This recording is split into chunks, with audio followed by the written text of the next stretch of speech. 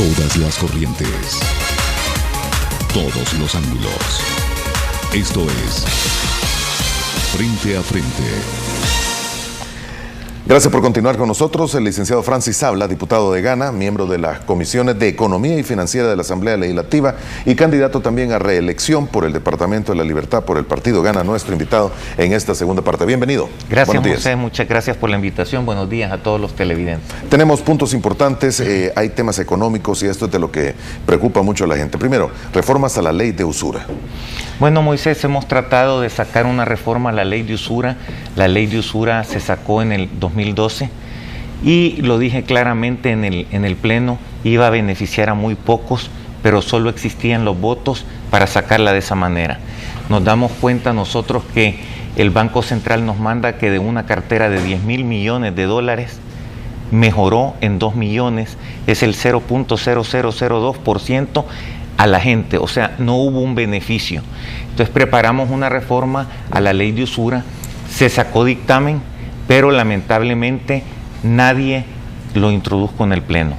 Cuando yo lo hago, el FMLN lo retira, porque nos dimos cuenta en las noticias que en la mesa de diálogo con el presidente de la República habían llegado a algo que para mí es muy delicado, en mezclar dos temas que son los nuevos impuestos a las transacciones financieras y a un acuerdo de que iban a retirar la inconstitucionalidad presentada de los impuestos para no pasar la ley de usura.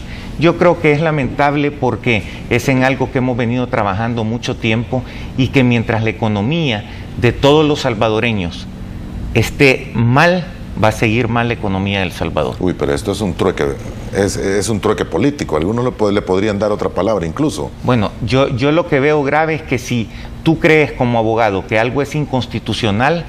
¿Presente la inconstitucionalidad? ¿O? No, se presentó, pero cuando tú decís que algo es inconstitucionalidad y lo voy a cambiar por este tema, es más delicado aún todavía. Eso es lo delicado, porque trueques políticos puedes tener, pero no a cambio que podemos decir que es algo ilegal, ¿verdad? Ok, entonces la cuestión era, ¿usted se entera de que van a retirar la demanda de inconstitucionalidad? Sí, o sea, salió en las noticias cuando dicen que hubo una reunión claro. y salió en los noticieros que se iba a retirar o que se proponía o se había planteado retirar la demanda de inconstitucionalidad de estos impuestos a cambio de ver los temas, y entre esos temas estaba la ley de usura.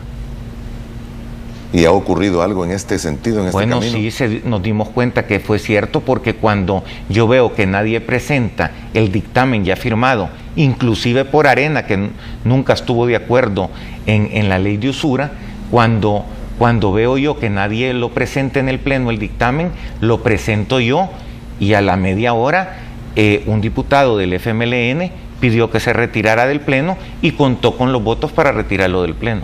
¿Usted no le pidió explicaciones a ninguno de los diputados del FMLN? Pues lamentablemente pedí la palabra en el Pleno por el término de 4 horas y no se me concedió la palabra, aún siendo miembro de Junta Directiva.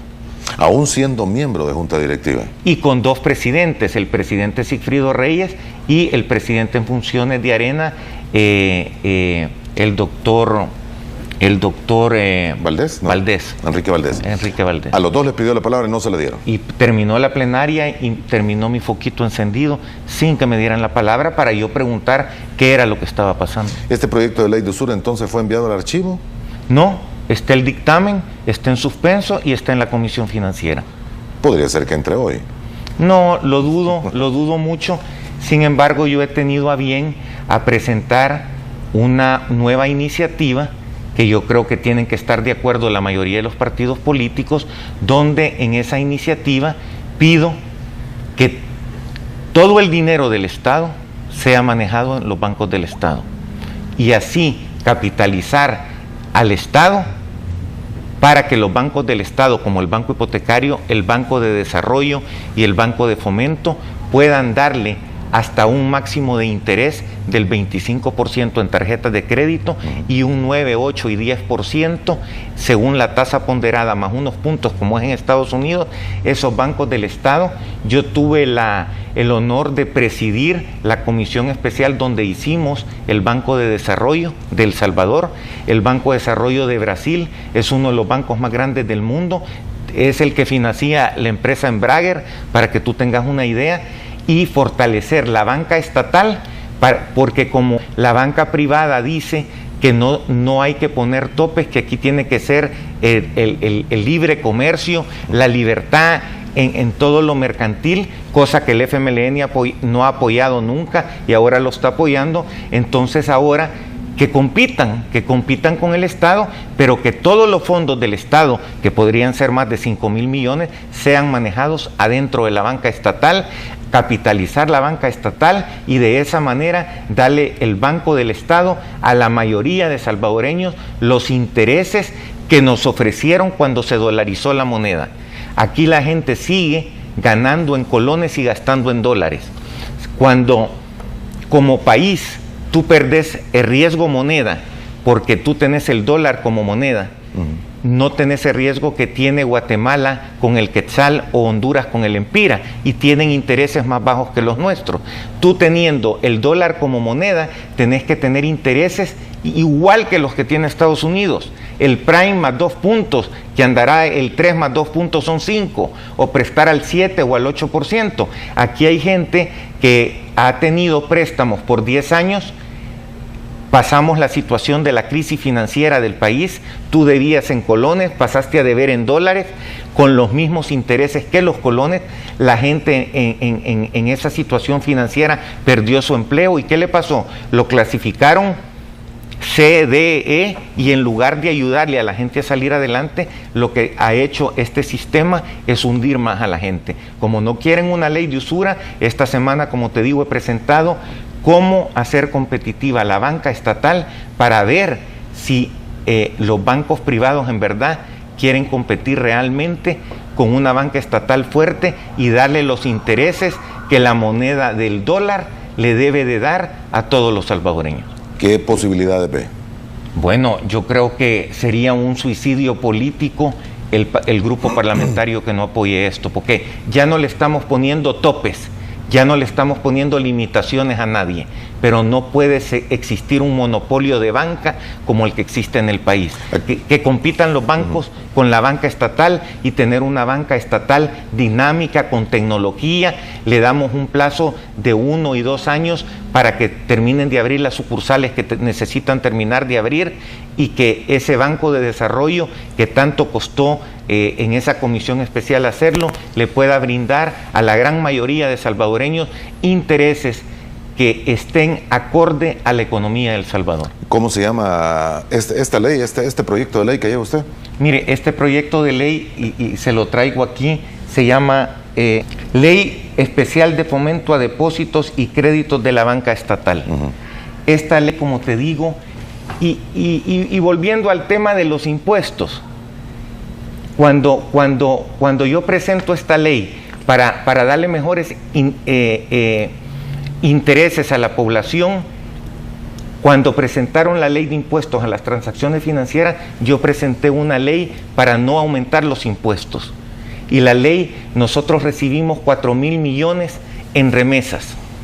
Y yo presenté, y está engavetado, Viviendo el Sueño de los Justos, que si nosotros recibimos 4,000 millones de remesas familiares y nosotros le damos incentivos a todos esos buenos salvadoreños que sostienen este país con los 4,000 millones de remesas, la ley dice que si ellos invierten esos 4,000 millones y le pegas al 10%, que son 400 millones, y lo invierten en bonos del Estado, y el Estado les paga el 10% de interés anual, les da al núcleo familiar seguro social, les da préstamos más abajo que el 10% que tú le pagas, digamos al 8%, para que exista un diferencial de 2 puntos a favor de la gente, y le pegas al 10% y logras recolectar 400 millones de las remesas en bonos del Estado, y el Estado lo tiene prohibido gastar, sino que solo lo puede ocupar en inversión y en estructura,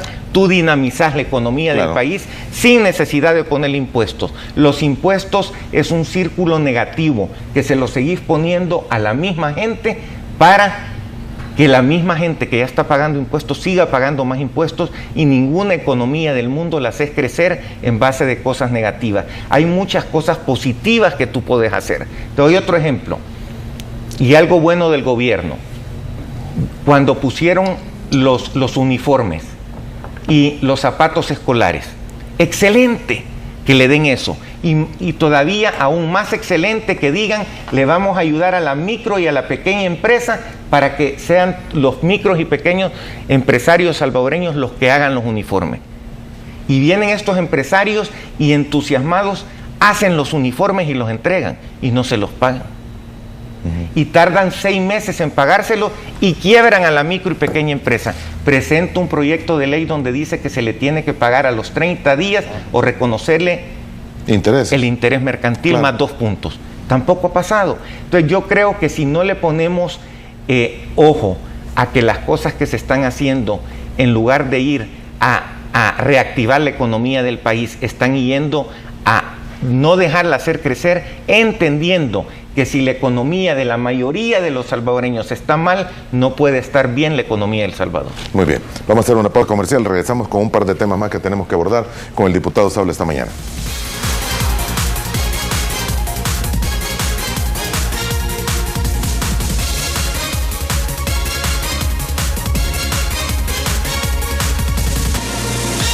El licenciado Francis Sabla, diputado de Gana, miembro de la Comisión de Economía y Financiera de la Asamblea Legislativa y candidato a la reelección por el Departamento de la Libertad, nuestro invitado en esta segunda parte. Estamos ya en la parte final. Un tema más, proyecto de regulación sobre historial crediticio. Esto tiene que ver mucho con todos los historiales que existen en distintas, en burós de informaciones crediticios que podrían tener los datos de nosotros y al final uno no termina sabiendo cómo se están manejando, con qué transparencia se están manejando. Sí, ahí, Moisés, el problema que se legisló acerca de los burós de créditos en el 2012.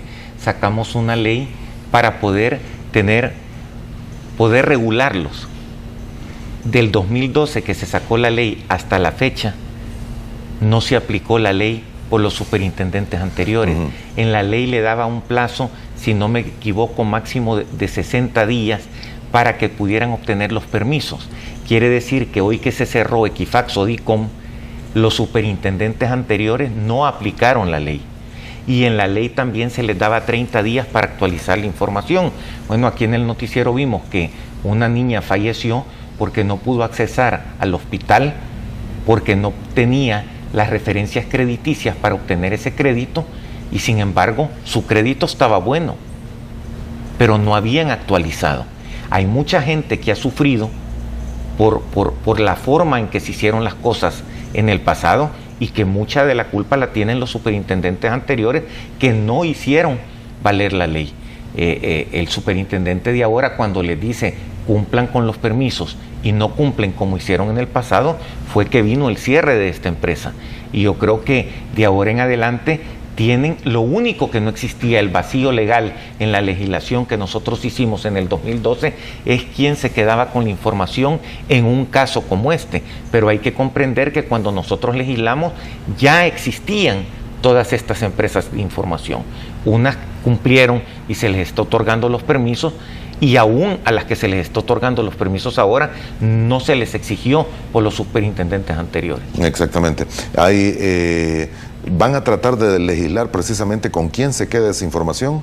Eso es lo que vamos a hacer. ¿Qué se hace con esa información? ¿Qué se hace con esa información? Para mí lo que se debería de hacer con esa información es que tiene que quedar resguardada o destruida, porque esa información es de cada persona, y alguien que no cumple con la ley no tiene derecho a tenerla, ni tampoco tiene derecho a tenerla a alguien más y ocuparla o venderla o hacer algo con ella. Si le pregunta a cualquier salvadoreño, le va a decir que se destruya.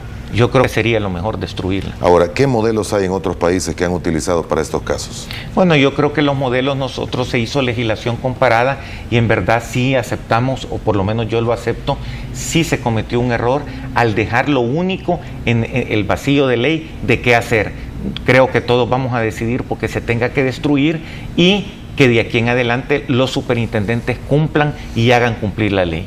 ¿Hay alguna forma de saber si la información que ha manejado cualquiera de estos buró de créditos se ha mantenido solo en el país o ha salido de fronteras y podría ser manejado posteriormente por cualquier entidad financiera? Yo creo que sí, la superintendencia puede hacer una auditoría y comprobar eso, y la superintendencia también pidió que destruyeran la información donde tú no habías autorizado a que la tuvieran, y todos los salvadoreños, un llamado, tienen el derecho de exigir que les demuestren dónde está el permiso que ellos firmaron, como también debe de estar prohibido que te pongan como condición el que firmes en que tu información puede ser ocupada para otorgarte un crédito.